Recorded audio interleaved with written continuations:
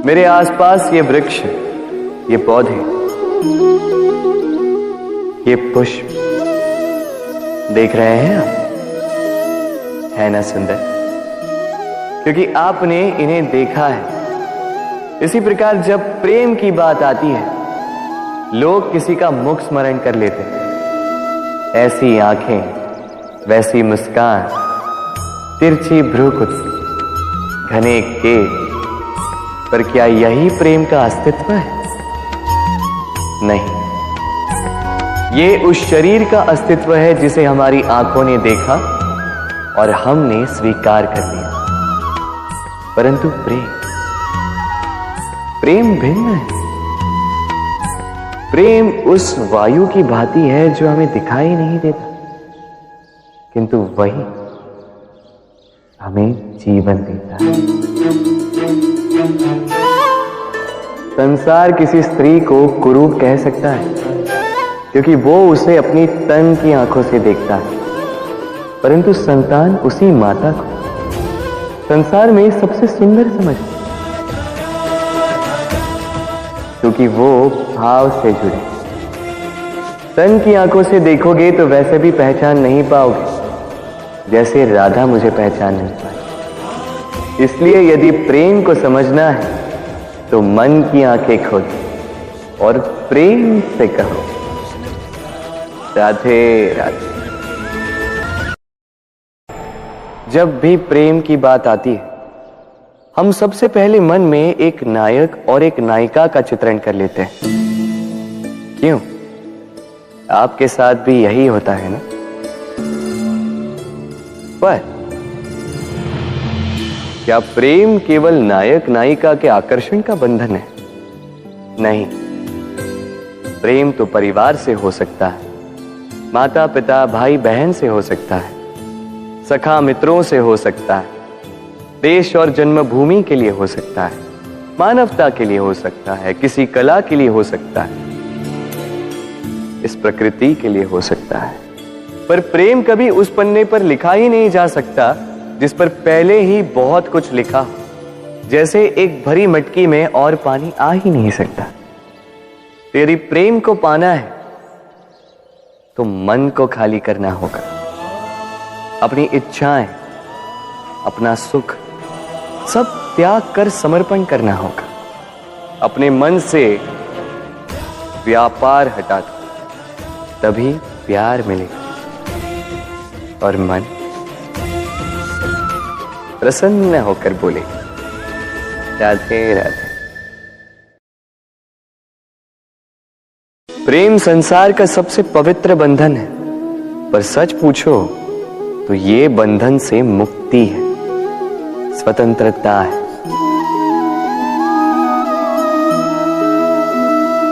नहीं समझे? समझाता हूं।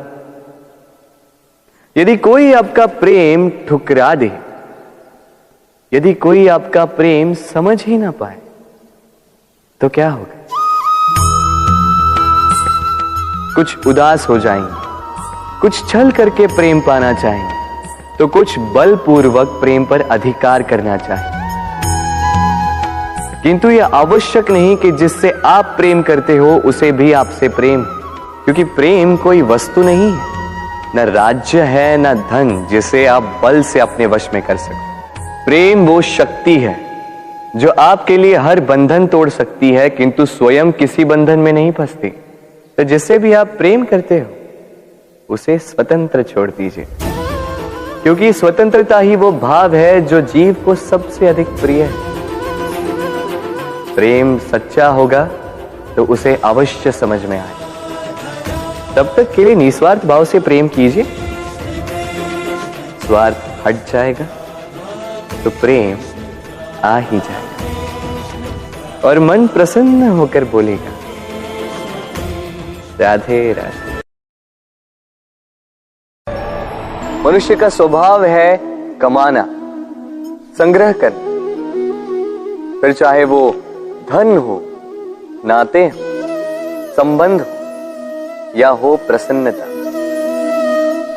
परंतु क्या आपने कभी सोचा है, नियति ने यह संग्रह करने की प्रकृति मनुष्य में क्यों डाली?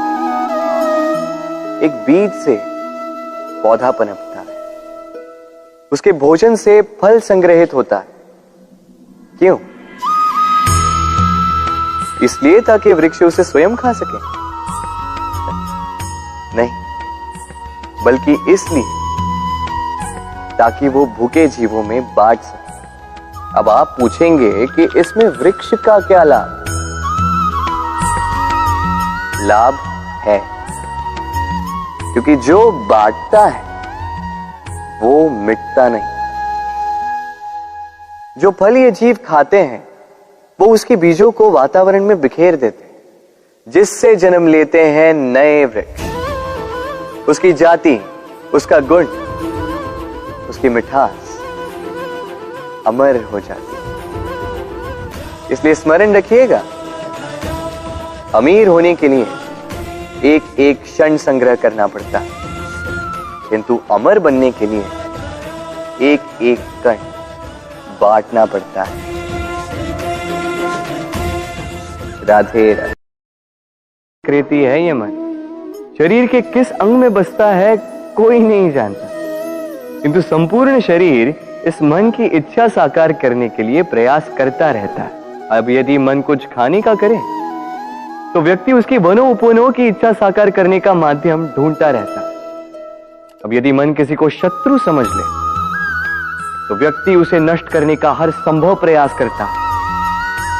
अब यदि मन किसी से प्रेम करे तो उसकी प्रसन्नता के लिए हर सीमा लांघने के लिए सज्ज रहता है। परंतु जीवन सुखद हो इसके लिए आवश्यक है कि मन खाली हो। इस बांसुरी की भांति भीतर कुछ भी नहीं, न राग है न द्वेष, तब भी तार छेड़ने पर स्वर निकलता है। इसी प्रकार मन को भी भावनाओं से मुक्त रखना आवश्यक है।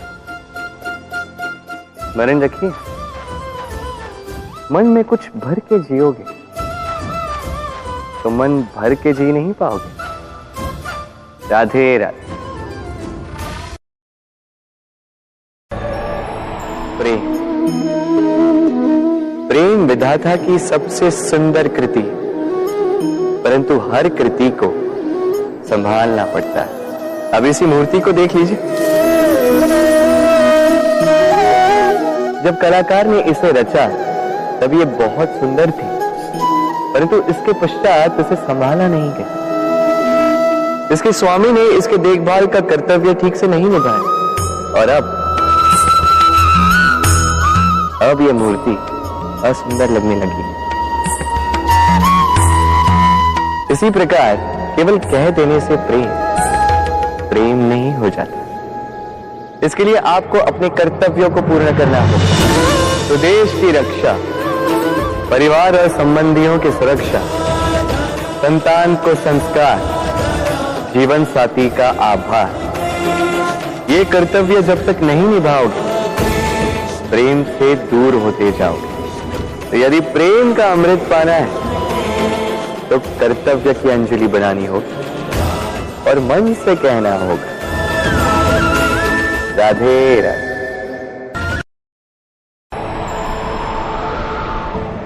एक पिता के लिए उसकी संतान उसका गर्व है, उसका अहंकार है, और संतान के लिए उसके पिता उसका आदर्श, उसकी प्रेरणा।